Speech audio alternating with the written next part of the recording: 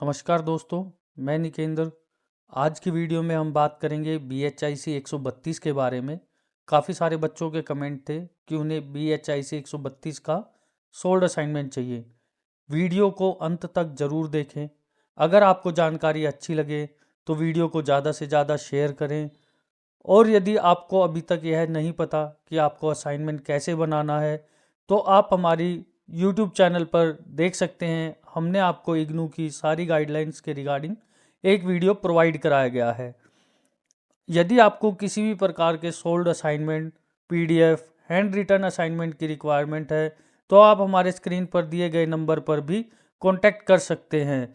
यदि आप हमारे चैनल पर नए हैं तो हमारे चैनल को सब्सक्राइब करें और बेल आइकन का बटन दबाना ना भूलें, ताकि इग्नू से रिलेटेड सभी जानकारियों की नोटिफिकेशन आप तक जल्द से जल्द पहुंच सके। और अधिक जानकारी के लिए आप हमारी वेबसाइट a2zignu.in पर भी विजिट कर सकते हैं, जहां पर आपको इग्नू से रिलेटेड सभी जानकारियां दी जाएंगी। तो आज की वीडियो में हम बात करेंगे BHIC 131 के बारे में। इसका असाइनमेंट डाउनलोड करने के लिए आपको सबसे पहले गूगल में लिखना होगा इग्नू असाइनमेंट। जैसे ही आप इसको लिख करके सर्च करते हैं तो आपको ignu.ac.in की वेबसाइट दिखाई देगी।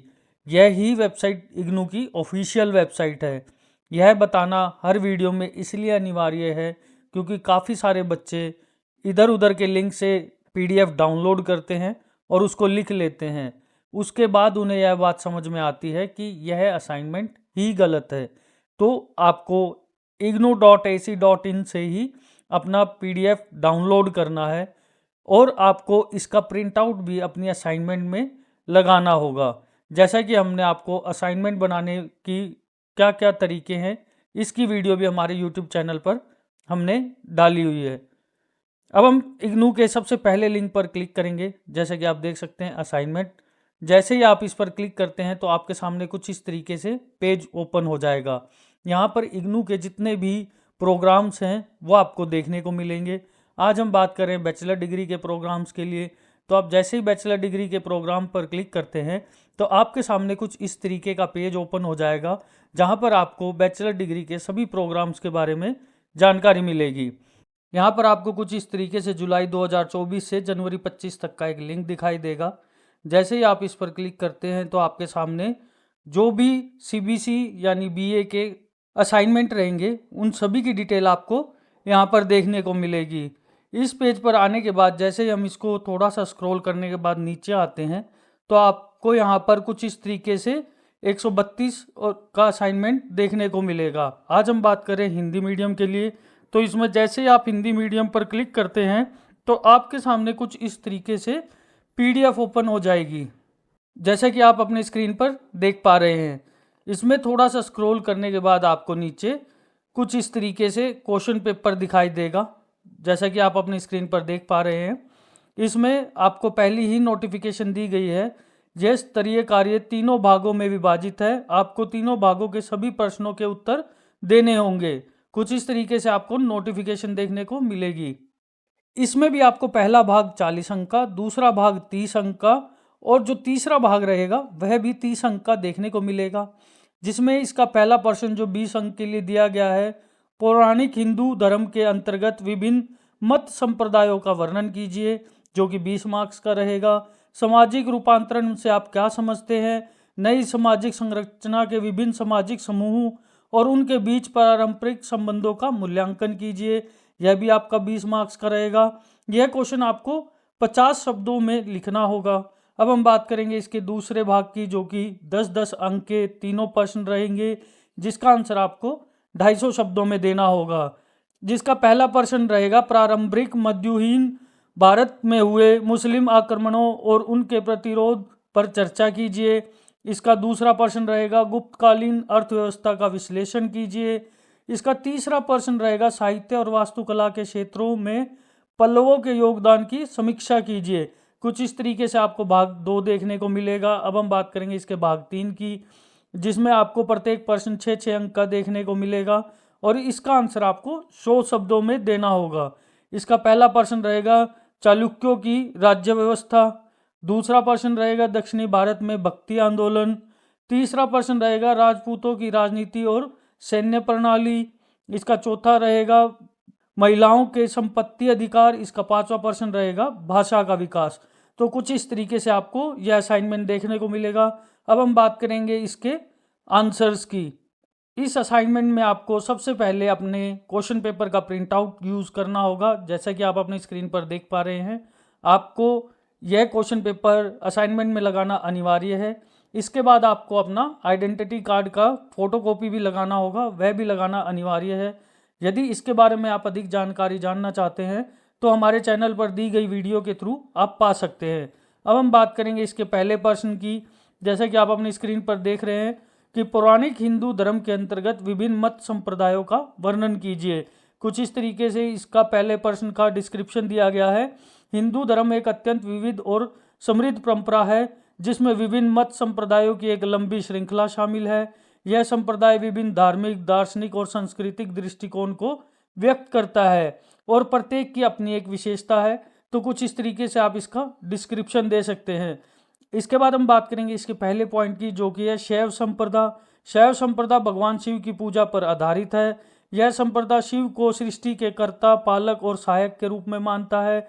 शैव मत में शिव को अयंगार और आकाशीय तत्वों अधिष्ठा के रूप में देखा जाता है। शिव धर्म की कई उप शाखाएं हैं, जैसे कश्मीर सहजीव, और इसको हम कश्मीर स्वयंमत भी कह सकते हैं, जो कि विश्व रूप से तात्विक और यौगिक दृष्टिकोण पर ध्यान केंद्रित करता है। इसके बाद इसमें आते हैं अघोरी, पशुपात और शक्तिपंथ जैसी शाखाएं विविधता को दर्शाती है। कुछ इस तरीके से इसका पहला पॉइंट रहेगा। अब हम बात करेंगे इसके दूसरे पॉइंट की, जो कि है सशक्त संप्रदा। सशक्त संप्रदा देवी की पूजा पर आधारित है, जो कि संपूर्ण सृष्टि की ऊर्जा, शक्ति और प्रतिनिधि है। कुछ इस तरीके से इसके दूसरे पॉइंट के बारे में आप डिस्क्राइब कर सकते हैं, जैसा कि आप अपनी स्क्रीन पर देख पा रहे हैं। उसके बाद आता है इसका तीसरा पॉइंट, वैष्णव संप्रदा। वैष्णव संप्रदा भगवान विष्णु और उनके अवतारों की पूजा पर केंद्रित है। विष्णु को सृष्टि के पालनकर्ता के रूप में पूजा जाता है। इस संप्रदा में विष्णु के अवतार जैसे कि राम, कृष्ण की पूजा की जाती है। रामायण वैष्णव, गौरी वैष्णव और अवधूत वैष्णव इसके प्रमुख उदाहरण हैं। तो कुछ इस तरीके से आपको वैष्णव संप्रदा के बारे में डिस्क्राइब करना होगा। अब हम बात करेंगे समार्थ संप्रदा। समार्थ संप्रदा, जिसे अक्सर समार्थ या समार्थ ब्राह्मण भी कहा जाता है, हिंदू धर्म की पौराणिक परंपराओं के पालन के लिए इन्हें जाना जाता है। समार्थ परंपरा की मान्यता के अनुसार सभी प्रमुख देवता शिव, विष्णु, ब्रह्मा और देवी समान रूप से पूजे जाते हैं। तो कुछ इस तरीके से आपको इसके फोर्थ पॉइंट के बारे में लिखना होगा। अब हम बात करेंगे इसके फिफ्थ पॉइंट के बारे में, जो कि है अद्वैत वेदांत। अद्वैत वेदांत, जिसका प्रचार शंकराचार्य जी ने किया, एक दार्शनिक प्रणाली है जो कि ब्रह्मा को सृष्टि के एकमात्र और अद्वितीय तत्व के रूप में मानती है। यह सिद्धांत मानता है कि आत्मा और परमात्मा एक ही है और इस संसार की विविधता में केवल माया ब्रह्म है। तो कुछ इस तरीके से इसका पांचवा पॉइंट आपको देखने को मिलेगा। अब हम बात करेंगे इसके छठे पॉइंट की, जो कि है देवांत वेदांत। मध्वाचार्य द्वारा प्रतिनिधित देवांत वेदांत सिद्धांत अद्वैत वेदांत की पारंपरिक है। यह सिद्धांत आत्मा और परमात्मा की ओर सृष्टि के बीच में स्पष्ट भिन्नता को मानता है। तो कुछ इस तरीके से इसका सिक्स्थ पॉइंट रहेगा। अब हम बात करेंगे इसके सातवें पॉइंट की, जो कि है विशिष्ट देव वेदांत। अब हम बात करेंगे इसके डिस्क्रिप्शन की। रामानुजाचार्य द्वारा प्रतिपादित विशिष्ट देव वेदांत का एक स्वरूप है जिसमें भगवान, जीवन, आत्मा और सृष्टि के बीच भेद को मान्यता दी गई है, लेकिन साथ साथ माना जाता है कि जीवन, आत्माएं भगवान के साथ एक स्नेहपूर्ण संबंध में है। तो कुछ इस तरीके से आपको इसके बारे में डिस्क्राइब करना होगा। इसके बाद है न्यायिक सिद्धांत। न्याय दर्शन एक दार्शनिक पद्धति है जो तर्क और प्रमाण के आधार पर ज्ञान की प्राप्ति पर जोर देती है। यह सिद्धांत सत्य और वास्तविकता को तर्कसंगत रूप में समझने का प्रयास करता है और इन्हें अन्य हिंदू दार्शनिक प्रणालियों से अलग करता है। तो कुछ इस तरीके से आप न्यायिक सिद्धांत के बारे में भी डिस्क्राइब कर सकते हैं। यह प्रश्न आपका 20 मार्क्स का रहेगा। अब हम बात करेंगे इसके दूसरे प्रश्न की, जो कि सामाजिक रूपांतरण से आप क्या समझते हैं। नई सामाजिक संरचना में विभिन्न सामाजिक समूहों और उनके बीच में पारंपरिक संबंधों का मूल्यांकन कीजिए। इसका डिस्क्रिप्शन रहेगा। सामाजिक रूपांतरण का तात्पर्य समाज की संरचना, संस्कृति, मूल्य और मान्यताओं में समय के साथ होने वाले गहरे और व्यापक परिवर्तन है। यह प्रक्रिया समाज विकास और सामाजिक न्याय की दिशा में उठाए गए कदमों का परिणाम हो सकती है, जिससे समाज के विभिन्न हिस्सों के बीच असमानता को कम करने और सामाजिक एकता को बढ़ावा देने की ओर सामाजिक समस्याओं का समाधान शामिल है। तो कुछ इस तरीके से आपको इसकी डिस्क्रिप्शन लिखनी होगी। अब हम बात करेंगे इसकी नेक्स्ट हेडिंग की, जो कि है न्यायिक सामाजिक संरचना। न्यायिक सामाजिक में कई नए तत्व शामिल हो सकते हैं जो पारंपरिक सामाजिक रचनाओं से विभिन्न होते हैं। यह संरचना विभिन्न सामाजिक समूहों के बीच में असमानता को कम करने, एकता को बढ़ाने और पारंपरिक संबंधों को सुधारने की दिशा में काम करती है। तो कुछ इस तरीके से इसका डिस्क्रिप्शन रहेगा। अब हम बात करेंगे न्यायिक सामाजिक संरचना की पहली हेडिंग की, जो कि है समानता और न्याय। सभी सामाजिक समूहों को समान और अवसर प्रदान करने का प्रयास होता है। इसके तहत जाति, धर्म, लिंग और आर्थिक स्थिति के आधार पर होने वाले भेदभाव को समाप्त करने के लिए नीतियां बनाई जाती हैं। तो कुछ इस तरीके से इसका पहली हेडिंग रहेगी। उसके बाद है समावेशिता। आपको इसके बारे में भी लिखना होगा। समाज के सभी हिस्सों को मुख्य धारा में शामिल करने का प्रयास किया जाता है, जिससे कोई समूह हाशिए पर ना रहे। तो कुछ इस तरीके से आपको इसके बारे में लिखना होगा। अब हम बात करेंगे इसकी तीसरी हेडिंग की, शिक्षा और साक्षरता। शिक्षा को समाज का मूलभूत अधिकार माना जाता है। सभी के लिए गुणवत्ता शिक्षा की व्यवस्था की जाती है। तो कुछ इस तरीके से आपकी तीसरी हेडिंग रहेगी। अब हम बात करेंगे इसकी चौथी हेडिंग की, आर्थिक विकास और रोजगार। आर्थिक विकास को कम करने के लिए रोजगार के नए अवसर पैदा किए जाते हैं और इसके तहत स्वयं रोजगार, कौशल विकास और उद्यम को बढ़ावा दिया जाता है। इसके बाद हम बात करेंगे इसके जो पांचवा पॉइंट है, महिला सशक्तिकरण। महिलाओं को सामाजिक, आर्थिक और राजनीतिक क्षेत्रों में बराबरी का दर्जा देने का प्रयास किया जाता है। अब हम बात करेंगे इसकी नेक्स्ट हेडिंग की, जो कि है विभिन्न सामाजिक समूहों का पारंपरिक संबंध। अब हम बात करेंगे इसके आंसर के, नई सामाजिक संरचनाओं में विभिन्न सामाजिक समूहों के पारंपरिक संबंधों का मूल्यांकन करना महत्वपूर्ण है। पारंपरिक संबंधों को सुधारने और मजबूत करने के लिए निम्नलिखित कदम उठाए जाते हैं, जो कि सांस्कृतिक आदान प्रदान, सामाजिक संवाद और सहभागिता, सामाजिक सुधार आंदोलन, सामाजिक सुधार आधारित पहल, मीडिया और प्रचार। तो कुछ इस तरीके से आपको इसके 5 पॉइंट लिखने होंगे। अब हम बात करेंगे इसके नेक्स्ट हेडिंग की, जो कि सामाजिक रूपांतरण के उदाहरण, जिसमें आपको देखने को मिलेंगे भारतीय दलित आंदोलन। भारत में दलित आंदोलन ने सामाजिक रूपांतरण की दिशा में एक महत्वपूर्ण भूमिका निभाई है। इस आंदोलन ने जाति आधारित भेदभाव के खिलाफ संघर्ष किया है। तो कुछ इस तरीके से आपको इसके बारे में लिखना होगा। उसके बाद है महिला सशक्तिकरण। महिलाओं के अधिकारों और समानताओं के चले आंदोलन ने सामाजिक रूपांतरण की दिशा को महत्वपूर्ण बदलाव लेकर आए हैं। इसके बाद रहेगा इसका तीसरा पॉइंट, पर्यावरण संरक्षण आंदोलन। पर्यावरण संरक्षण के लिए चले आंदोलन ने समाज में पर्यावरण जागरूकता बढ़ाई है। इससे समाज में स्थायी विकास और पर्यावरण संरक्षण की दिशा में एक महत्वपूर्ण बदलाव आए हैं। कुछ इस तरीके से इसका थर्ड पॉइंट रहेगा। उसके बाद है समलैंगिक अधिकार आंदोलन। इसके बारे में भी आपको लिखना होगा। समलैंगिक अधिकार के लिए चले आंदोलनों ने समाज में समलैंगिकता को स्वीकारता दिलाने में और समलैंगिक समुदाय के अधिकारों की रक्षा में महत्वपूर्ण भूमिका निभाई है। इसके बाद आपको इसका निष्कर्ष लिखना होगा, जैसा कि आप अपनी स्क्रीन पर देख पा रहे हैं। इसके बाद हम बात करेंगे भाग 2 के पहले प्रश्न की, जो कि है प्रारंभिक मध्ययुगीन भारत में हुए मुस्लिम आक्रमणों और उनके प्रतिशोध पर चर्चा कीजिए। कुछ इस तरीके से आपको इसका पहला पॉइंट देखने को मिलेगा। अब हम बात करेंगे इसके डिस्क्रिप्शन की। प्रारंभिक मध्ययुगीन भारत में मुस्लिम आक्रमण और उनके प्रतिरोध पर चर्चा करते हुए हमें इस काल की राजनीतिक, सामाजिक और सांस्कृतिक परिप्रेक्ष्य को समझना होगा, जिसके कुछ पॉइंट रहेंगे। मुसलमान आक्रमणों का प्रारंभ, इसके बारे में भी यहाँ पर डिफाइन किया गया है। प्रारंभिक मध्ययुगीन भारत में मुस्लिम आक्रमणों की शुरुआत अरबों के द्वारा की हुई। 7वीं सदी के अंत में अरब व्यापारी और समुद्री यात्रियों ने भारतीय उपमहाद्वीपों के पश्चिमी तट पर आक्रमण करना प्रारंभ किया। तो कुछ इस तरीके से आपको इसके बारे में डिस्क्राइब करना होगा। अब हम बात करेंगे इसकी नेक्स्ट हेडिंग की, अरब आक्रमण और सिंध की विजय। इसके बारे में भी आपको डिस्क्राइब करना होगा। अल हज इब्न यूसुफ के नेतृत्व में 711 ईस्वी में मोहम्मद बिन कासिम ने सिंध पर आक्रमण किया और वहां के हिंदू शासक राजा दाहिर को पराजित किया। इस आक्रमण ने भारतीय उपमहाद्वीप में पहली बार एक स्थायी मुस्लिम सत्ता की नींव रखी। कुछ इस तरीके से इसको डिस्क्राइब कर सकते हैं। उसके बाद हम बात करेंगे इसके नेक्स्ट पॉइंट की, जो कि है गजनवी और गौरी का आक्रमण। 10वीं और 11वीं सदी में गजनवी और गौरी जैसे मुस्लिम आक्रमणों ने उत्तरी भारत में धावा बोल दिया। मोहम्मद गजनवी ने 17 बार भारत पर आक्रमण किया। उसने पश्चिम भारत और उत्तरी पश्चिम भारत के अनेक क्षेत्रों पर आक्रमण कर वहां की समृद्धि को लूटा, और उसी आक्रमणों का उद्देश्य मुख्यतः धन की लूट और धार्मिक प्रचार था। कुछ इस तरीके से आप इसको डिस्क्राइब कर सकते हैं। इसका अगला पैराग्राफ रहेगा, गजनवी के बाद मोहम्मद गौरी ने भारत में आक्रमण किया, और गौरी के आक्रमण ने भारतीय उपद्वीप की राजनीति में महत्वपूर्ण बदलाव लेकर आए। उसने 1191 में पानीपत की लड़ाई में राजा पृथ्वीराज चौहान को पराजित किया। कुछ इस तरीके से आपको इसके बारे में डिस्क्राइब करना होगा। उसके बाद इसकी नेक्स्ट हेडिंग रहेगी दिल्ली की सल्तनत और उसकी स्थापना।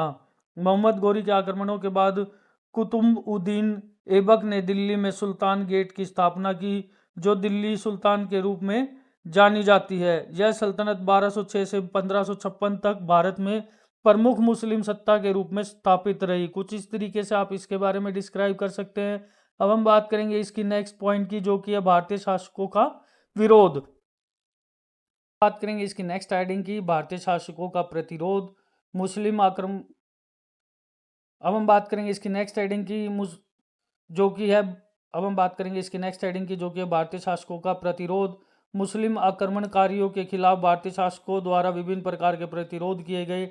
राजा पृथ्वी चौहान ने गौरी के आक्रमणों का प्रतिरोध किया, लेकिन उनकी हार ने दिल्ली में मुस्लिम सत्ता की स्थापना को संभव बना दिया। इसके बाद हम बात करेंगे इसके नेक्स्ट पैराग्राफ के विपरीत परिस्थितियों में भी विभिन्न क्षेत्रीय शासकों ने अपने अपने क्षेत्रों को स्वतंत्रता की रक्षा के लिए संघर्ष किया। कुछ इस तरीके से आप इसके बारे में डिस्क्राइब कर सकते हैं। अब हम बात करेंगे इसकी नेक्स्ट हेडिंग की, संस्कृति और धार्मिक प्रभाव। मुस्लिम आक्रमणों के परिणाम स्वरूप भारतीय समाज में धार्मिक और सांस्कृतिक परिवर्तन भी आए। इन आक्रमणों ने भारतीय समाज में मुस्लिम संस्कृति, कला और आर्किटेक्चर का प्रभाव डाला। मस्जिद, मदरसों और किलों का निर्माण हुआ। कुछ इस तरीके से आप इसके बारे में डिस्क्राइब कर सकते हैं। और इसके बाद आपको इसके निष्कर्ष के बारे में भी लिखना होगा, जैसा कि आप अपनी स्क्रीन पर देख पा रहे हैं। अब हम बात करेंगे इसके चौथे प्रश्न की, जो कि है गुप्तकालीन अर्थव्यवस्था का विश्लेषण कीजिए। इसके बारे में अब हम बात करेंगे, जिसका आंसर रहेगा गुप्त काल भारतीय इतिहास का एक महत्वपूर्ण काल है, जिसे स्वर्ण युग कहा जाता है। इस अवधि में आर्थिक, सामाजिक, सांस्कृतिक और वैज्ञानिक क्षेत्रों में अत्यधिक विकास हुआ। कुछ इस तरीके से आपको इसके बारे में लिखना होगा। इसकी पहली हेडिंग रहेगी कृषि और राज्य व्यवस्था। गुप्तकालीन अर्थव्यवस्था की रीढ़ कृषि थी। अधिकांश जनसंख्या कृषि पर निर्भर थी और समाज में कृषकों का एक महत्वपूर्ण स्थान था। धान, गेहूं, जौ, तिल, कपास और गन्ना प्रमुख फसलें थी। कुछ इस तरीके से आप इसके बारे में डिस्क्राइब कर सकते हैं। इसके बाद इसका जो सेकंड पैराग्राफ है वो आपको दिखाई देगा। गुप्त काल में राजस्व का मुख्य स्रोत कृषि कर था, जिसे भूमि कर कहा जाता था। भूमि की उपज के आधार पर कर की दर निर्धारित होती थी। तो कुछ इस तरीके से आपको इसके बारे में डिस्क्राइब करना होगा। अब हम बात करेंगे इसकी नेक्स्ट हेडिंग की, व्यापार और वाणिज्य। गुप्तकालीन भारत में व्यापार और वाणिज्य अत्यंत प्रगति पर थे। आंतरिक और ब्रह्म व्यापार दोनों ही विकसित थे। भूमि और समुद्री मार्गों से व्यापार होता था। गुप्त शासकों ने सड़कों और बंदरगाहों का निर्माण और सुधार किया। कुछ इस तरीके से आप इसका व्यापार और वाणिज्य के बारे में भी डिस्क्राइब कर सकते हैं। अब हम बात करेंगे इसकी नेक्स्ट हेडिंग की, जो कि है शिल्प और उद्योग। गुप्त काल में विभिन्न शिल्प और उद्योग का भी विकास हुआ, जिसमें कपड़ा, धातु, आभूषण, वृत्तभांड और हाथी दांत की वस्तुएं प्रमुख उद्योगों में शामिल थी। इसके बाद हम बात करेंगे इसकी नेक्स्ट हेडिंग की, जो कि रहेगी मुद्रा प्रणाली। गुप्त काल में एक संगठित मुद्रा प्रणाली थी। सोने, चांदी और तांबे के सिक्के प्रचलित थे। सबसे प्रमुख मुद्रा दिनार थी, जो सोने की बनी होती थी।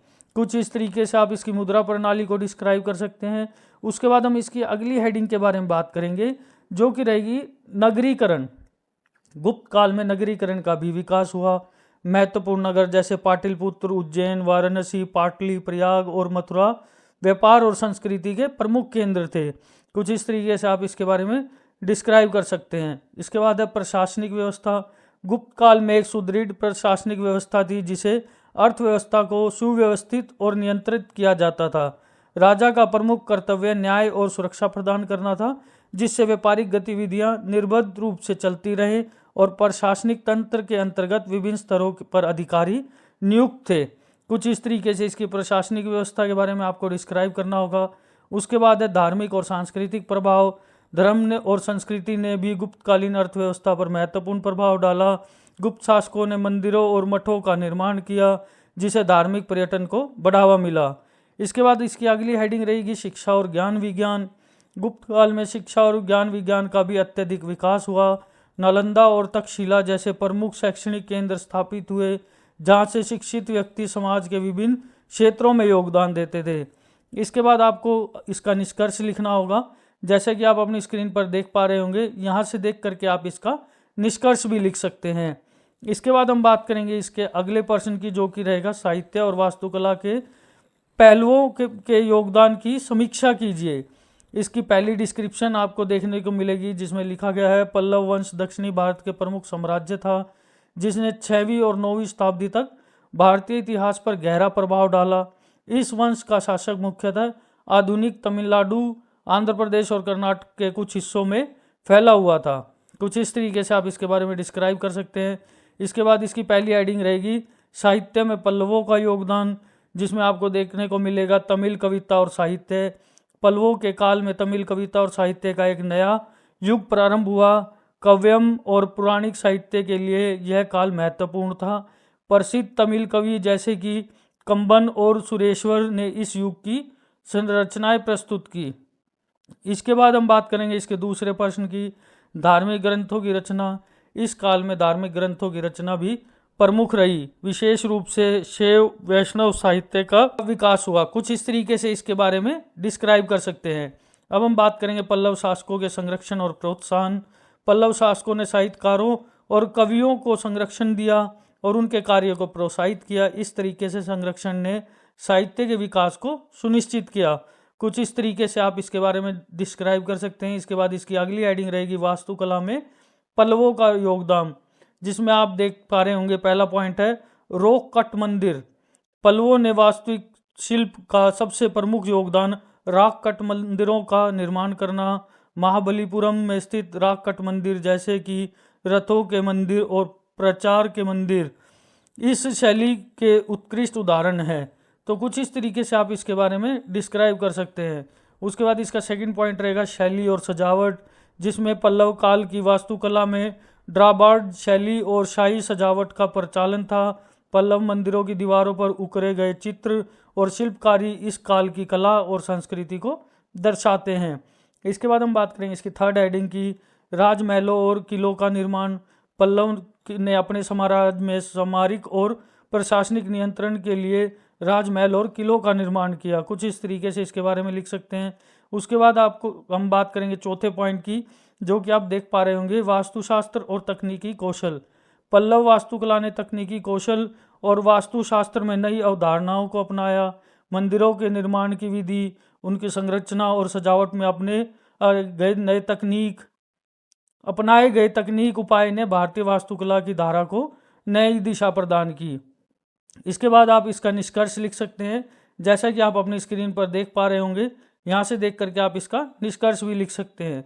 अब हम बात करेंगे इसके भाग 3 की, जिसमें कि पहला क्वेश्चन रहेगा चालुक्यों की राज्य व्यवस्था। चालुक्य वंश दक्षिणी भारत का एक प्रमुख राजवंश था, जिसने 6वीं से 12वीं शताब्दी के बीच शासन किया। इस वंश की स्थापना पुलकेनिस प्रथम ने की थी। तो कुछ इस तरीके से आपको इसके बारे में डिस्क्राइब करना होगा। अब इसकी पहली हेडिंग रहेगी शासन प्रणाली, जिसके बारे में हमने लिखा है चालुक्यों की राज्य व्यवस्था एक केंद्रित राजतंत्र थी, जिसमें राजा सर्वोच्च सत्ता का धारण करता होता है। राजा के पास प्रशासनिक, न्यायिक और सैन्य शक्तियाँ होती थी। राजा की सहायता के लिए मंत्रियों और सामंतों की एक परिषद होती है, जिन्हें प्रशासनिक कार्यों के लिए नियुक्त किया जाता है। इसके बाद हम बात करेंगे इसके अगली हेडिंग की, जो कि प्रशासनिक विभाजन। चालुक्य की राज्य व्यवस्था में साम्राज्य को विभिन्न प्रशासनिक इकाइयों में विभाजित किया गया था। ये इकाइयाँ मंडल, नाडु, विषय और ग्राम कहलाती थी। तो कुछ इस तरीके से इसके बारे में भी आप डिस्क्राइब कर सकते हैं। उसके बाद हम बात करेंगे न्यायिक व्यवस्था। चालुक्यों की न्यायिक व्यवस्था भी उन्नत थी। नया प्रशासन के लिए विभिन्न स्तरों पर न्यायालय होते थे। ग्राम स्तर पर न्याय ग्राम प्रधान द्वारा किया जाता था। तो कुछ इस तरीके से आप इसके बारे में लिख सकते हैं। इसके बाद इसकी अगली हेडिंग रहेगी अर्थव्यवस्था। चालुक्यों की आर्थिक व्यवस्था कृषि पर आधारित थी। कृषि उत्पादन के राजस्व वसूला जाता था, जिससे भूमि कर भी कहा जाता था। इसके बाद हम बात करेंगे सैन्य व्यवस्था के बारे में। चालुक्यों की सैन्य व्यवस्था भी बड़ी सुदृढ़ थी। सेना में पैदल सैनिक, घुड़सवार, हाथी दल और नौसेना भी शामिल होते थे। सेना की कमान राजा के अधीन होती थी और विभिन्न सैन्य अभियानों के संचालन करने के लिए जनरलों की नियुक्ति की जाती थी। तो कुछ इस तरीके से आप इसका सैन्य व्यवस्था के बारे में लिख सकते हैं। अब हम बात करेंगे इसके 7वें प्रश्न की, दक्षिणी भारत में भक्ति आंदोलन। भक्ति आंदोलन दक्षिणी भारत का एक महत्वपूर्ण धार्मिक और सामाजिक आंदोलन था, जिसने 8वीं से 17वीं शताब्दी के बीच भारतीय समाज में गहरा प्रभाव डाला। इस आंदोलन ने हिंदू धर्म के विभिन्न संप्रदायों के बीच में समावन्य और एकता स्थापित करने में महत्वपूर्ण भूमिका निभाई। इसके बाद हम बात करेंगे इसके पहले हेडिंग की, जो कि है प्रारंभ और विकास। भक्ति आंदोलन की शुरुआत तमिलनाडु में अलवर संतों द्वारा हुई, जो भगवान विष्णु अन्यायी भक्त थे। इन्होंने अपनी भक्ति भावनाओं को व्यक्त करने के लिए तमिल भाषा में सुंदर कविताएं लिखी और न्यायनार संतों ने शिव की भक्ति का प्रचार किया। कुछ इस तरीके से इसके बारे में लिख सकते हैं। इसके बाद हम बात करेंगे अगली हेडिंग की, जिसमें है कि प्रमुख संत, अलवर संत और न्यायर संत। इसमें 2 संतों के बारे में बताया गया है। उसके बाद है विचारधारा।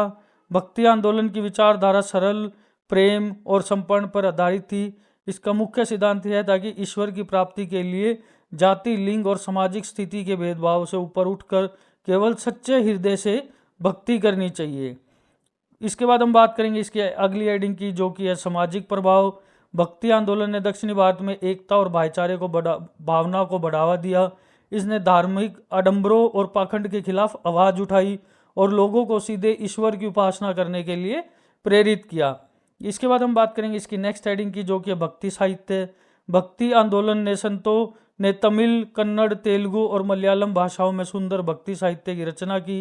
इन रचनाओं ने न केवल धार्मिक चेतना को जागृत किया, बल्कि साहित्यकार धरोहर को भी समृद्ध बनाया। तो कुछ इस तरीके से इसके भक्ति साहित्य के बारे में आप लिख सकते हैं। इसके बाद हम बात करेंगे 8वें प्रश्न की, राजपूतों की राजनीतिक और सैन्य प्रणाली। राजपूतों की राजनीति और सैन्य प्रणाली भारतीय उपमहाद्वीप के प्राचीन और समृद्ध परंपरा का हिस्सा रही है।